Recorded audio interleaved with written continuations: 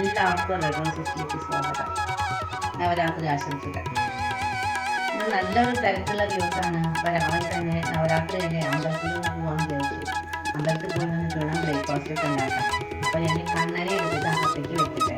അല്ലെങ്കിൽ വല്ല പക്ഷികളോ അല്ലെങ്കിൽ വല്ല കവനാക്കി എന്തെങ്കിലും പൂച്ചയാകട്ടെ അകത്തേക്ക് വെച്ചിട്ട് നമുക്ക് അമ്പലത്തിലേക്ക് പോകാം. കണ്ണനെ കണ്ടോ, നല്ല പുതിയൊരു ഊഞ്ഞാലുണ്ട്. കുറേ കാലമായി ഞാൻ വാങ്ങിച്ചു വെച്ചിട്ട്. കണ്ണന് ഊഞ്ഞാല് പേടിയായിരുന്നു, ഇപ്പം അവന് ഇഷ്ടമാണ്.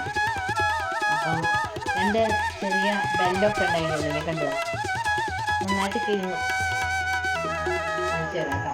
കണ്ണനിപ്പോൾ ദേഷ്യമാവും, അവനെ ഒരു ചാക്കത്തേക്ക് വയ്ക്കും. കണ്ടോ ചെറിയ മണി.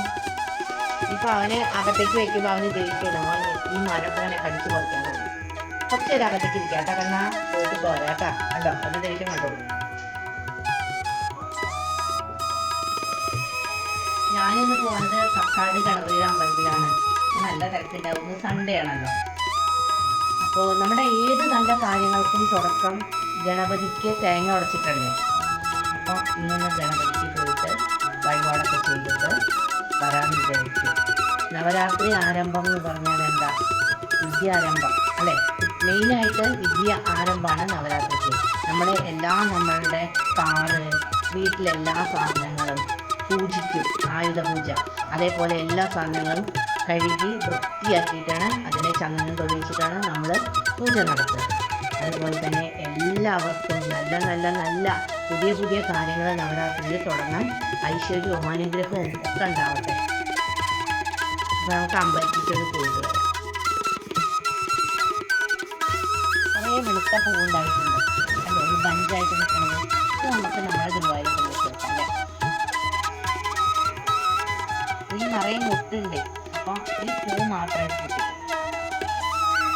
പിച്ചകാണ് കേട്ടോ, പിച്ചക രണ്ടാമത് നിറയെ ഉണ്ടാവാൻ തുടങ്ങിയിട്ടുണ്ട്. ഭഗവാന്റെ കിരീടത്തിന് വെച്ചെടുക്കാം കേട്ടോ. എനിക്ക് ഭയങ്കര ഇഷ്ടമാണ് ഇങ്ങനെ പൂവുള്ളത് കൊടുക്കുന്നത്. ഞാൻ പറയുണ്ടായ എല്ലാ പൂവും ഞാൻ ഗുരുവായൂരത്തിലേക്ക് പോകും.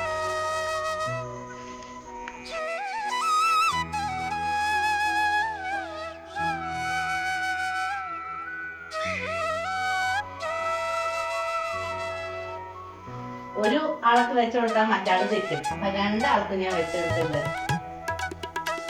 ഇത് ഭഗവാന്റെ പാവാട നോക്ക് ഭംഗിയില്ലേ, ഇത് ഞാൻ തയ്ച്ചെടുത്തതാണ്.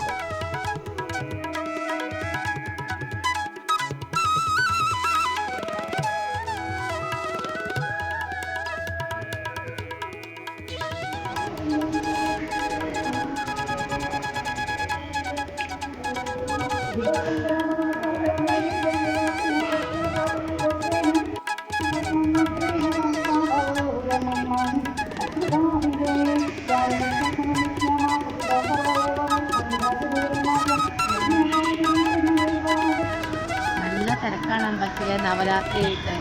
പ്രത്യേകം വായനയൊക്കെ ഉണ്ട്. വഴിപാടൊക്കെ കഴിച്ച് പുഷ്പാഞ്ജലി എല്ലാം കഴിച്ചു. ഇനി നമുക്ക് വീട്ടിൽ പോവാം. വീട്ടിൽ പോയിട്ട് വേണം ബ്രേക്ക്ഫാസ്റ്റ് ഉണ്ടാക്കാൻ.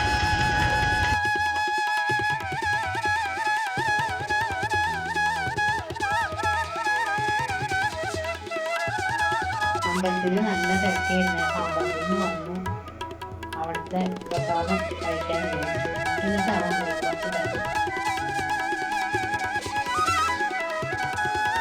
ഞാൻ ഇന്ന് ഒരു പനീർ മട്ടർ മസാല ഉണ്ടാക്കാമെന്ന് വിചാരിച്ചു. വളരെ ടേസ്റ്റിയാണ്. അപ്പോൾ നമുക്ക് പനീർ സബ്ജി ഇനി ഒട്ടും സമയം വൈകാതെ അടുത്തേക്ക് പോയിട്ട് ഉണ്ടാക്കാം. മട്ടർ പനീർ മസാല നമുക്ക് ഉണ്ടാക്കാൻ നോക്കാം. അതിനായിട്ട് ഞാൻ ഈ പാനിലേക്ക് നല്ല ബട്ടർ ഇട്ട് കൊടുക്കുകയാണ്. ഈ ബട്ടർ മെൽറ്റായി കഴിഞ്ഞാൽ ഈ 500 ഗ്രാം പനീർ നമുക്ക് ഇതിൽ നന്നായിട്ട് ഫ്രൈ ചെയ്തെടുക്കാം.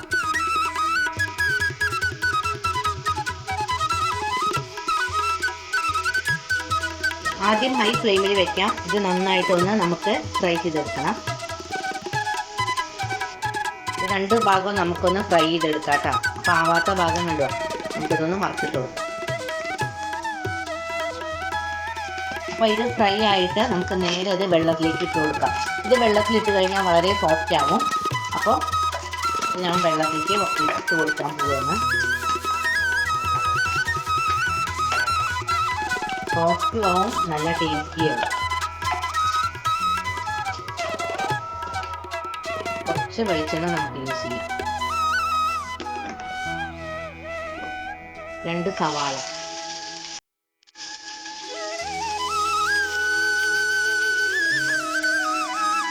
ഹൈ ഫ്ലെയിമിലിട്ട് തന്നെ മൂപ്പിച്ചെടുക്കണം. ഇങ്ങനെ വലുതാക്കി മുറിച്ചാൽ മതി. ഇത് നമുക്ക് അരച്ചെടുക്കാനുള്ളതാണ് കേട്ടോ. 500 ഗ്രാം പനീറിന് 2 വലിയ സവാള. ഓരോന്നും ഉണ്ടാക്കുന്ന സമയത്ത് ഞാൻ അതിൻ്റെ കണക്ക് പറഞ്ഞു തരാം കേട്ടോ. ഉപ്പിട്ട് കൊടുക്കാം അവരവരുടെ ആവശ്യത്തിന്. ഉള്ളി വഴന്ന് കിട്ടി അതിലേക്ക് വെളുത്തുള്ളി, ഇഞ്ചി,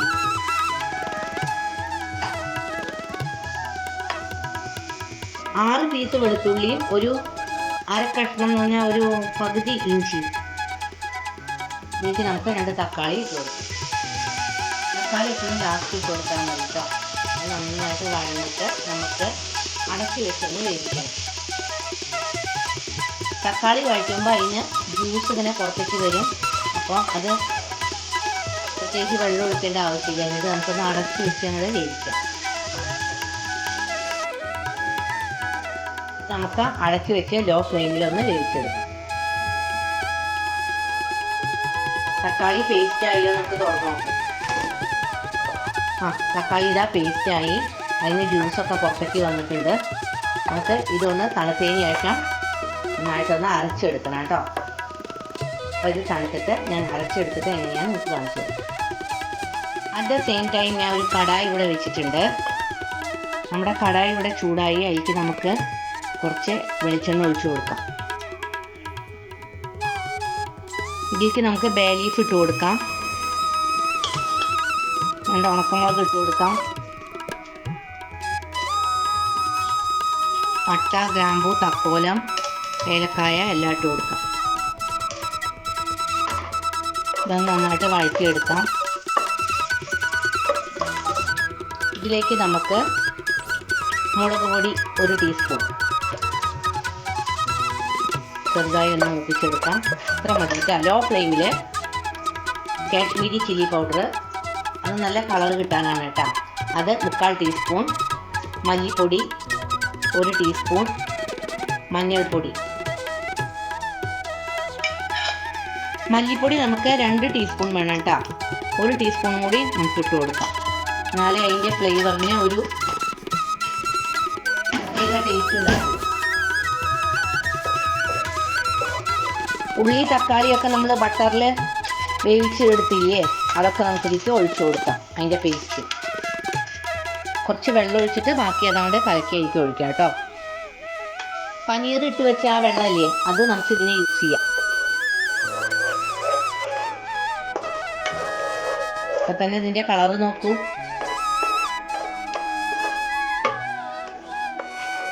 ഇത് നന്നായിട്ടൊന്ന് മിക്സ് ചെയ്തതിന് ശേഷം നമുക്ക് ഇതിലേക്ക് കുറച്ച് വെള്ളം ഒഴിക്കണം. അതായത് ഒരു 1/2 കപ്പ് വെള്ളം. ഇത് 1/2 കപ്പ് വെള്ളം ഒഴിച്ചതിന് ശേഷം ഇതൊന്ന് ബോയിലാവണം. എന്നിട്ട് നമുക്കിതൊന്ന് അടച്ച് വെക്കാം. എന്നിട്ട് ഇതിൻ്റെ എണ്ണ അങ്ങനെ തെളിഞ്ഞ് വരണം കേട്ടോ. കണ്ടോ, ഈ മിക്സ്ചറിൻ്റെ എണ്ണ കണ്ടോ തെളിഞ്ഞു. ഇതിലേക്ക് നമുക്ക് ഫ്രഷ് ക്രീം ഇട്ട് കൊടുക്കാം കേട്ടോ. 2 ടേബിൾ സ്പൂൺ ഫ്രഷ് ക്രീമാണ് ഇട്ടത്.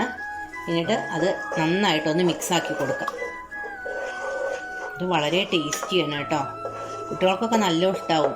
അധികം എരിവൊന്നും ഉണ്ടാവില്ല.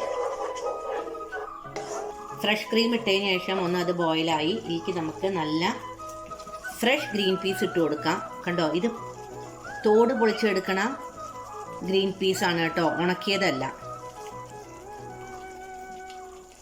ഇതൊരു 500 ഗ്രാം ഉണ്ട് കേട്ടോ. ഇത് പെട്ടെന്ന് വെന്ത് കിട്ടും. ഇതിലേക്ക് നമുക്ക് കുറച്ച് ഉപ്പ് ആഡ് ചെയ്യാം. ഇളക്കിയതിന് ശേഷം കുറച്ചുകൂടി വെള്ളം ഒഴിച്ചിട്ട്, കുറച്ച് മതി,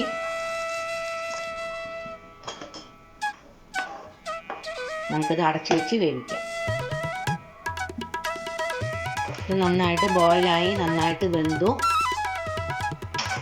ഇതിലേക്ക് നമുക്ക് പനീർ ഇട്ട് കൊടുക്കാം.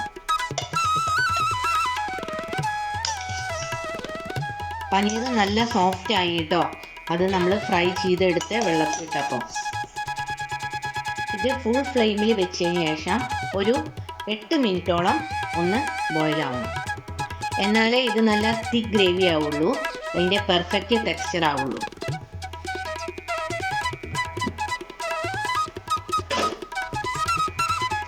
നല്ല തിക്ക് ഗ്രേവി ആയി കേട്ടോ. ഇതിലേക്ക് നമുക്ക് കസൂരി മേത്തി ഒരു പിഞ്ച് മതി, അതേപോലെ തന്നെ ഗരം മസാല ഒരു 3/4 ടീസ്പൂൺ. ഒന്ന് ഇളക്കി കൊടുക്കുക. 1 മിനിറ്റ് അടച്ച് വെച്ച് ഒന്ന് ബോയിലാക്കുക. 1 മിനിറ്റ് മതി.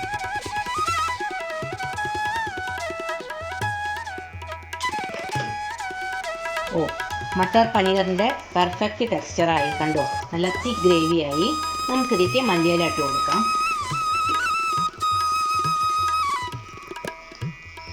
നല്ല ഒരു സബ്ജിയാണ് കേട്ടോ ഇത്. എല്ലാവരും ഇതൊന്ന് ട്രൈ ചെയ്യൂ. ഇത് നമുക്ക് ഒരു ബൗളിലേക്ക് മാറ്റാം. ബൗളിലേക്ക് മാറ്റിയതിന് ശേഷം ഞാൻ കുറച്ചുകൂടി മല്ലിയില ഇട്ടു. ഇത് ദാവ സ്റ്റൈൽ മട്ടർ പനീർ സബ്ജിയാണ്. എല്ലാവരും ഇത് ട്രൈ ചെയ്യൂ. വളരെ ഹെൽത്തിയാണ്, ടേസ്റ്റിയാണ്. ഇനി നമുക്ക് അടുത്ത വീഡിയോ ആയിട്ട് കാണാം. എല്ലാവർക്കും എൻ്റെ Navaratri wishes. Till then take care. By.